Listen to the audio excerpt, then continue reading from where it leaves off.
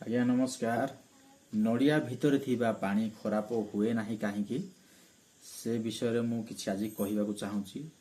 जे कोनोसी खाद्य पदार्थ खराब हेबा पाई जीवाणु ही दायी। खाद्य पदार्थ खट्टा हेबा, गंधाइबा, फिंपी मारिबा इत्यादि जीवाणु मानक द्वारा ही होइथाय। जेपरिकी खाद्य पदार्थ को जीवाणु मुक्त रखिबा पाई केतेक वैज्ञानिक उपाय मध्य बाहरिलाणी।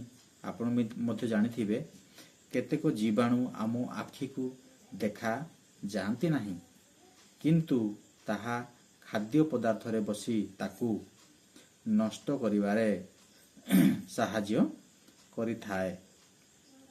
जेमिति कि मात्र नड़ियार तीनोटी शक्त आवरण यथा चप्पा, कत्ता एवं छड़ेई द्वारा नड़िया पानी सुरक्षित थाए।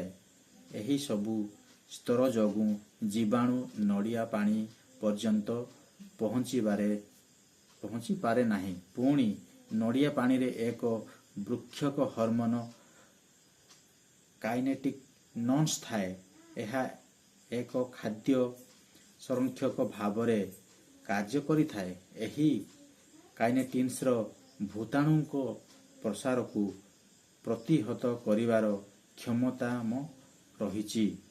पइड पानी रे काइनेटिन्स रो मात्रा अधिक थिबारु आयुर्वेदीय चिकित्सक माने एही मध्य एहार उपयोग करा जाई थाए।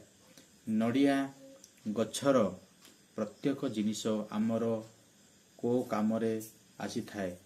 एथिरे आपण जानिले नड़िया भितरे थिबा पानी काहींकी खराब हुए नाही। एथिरे आपण जानिले कोन पाई खराब हुए नाही। ठीक अछि आज्ञा, रहिले नमस्कार।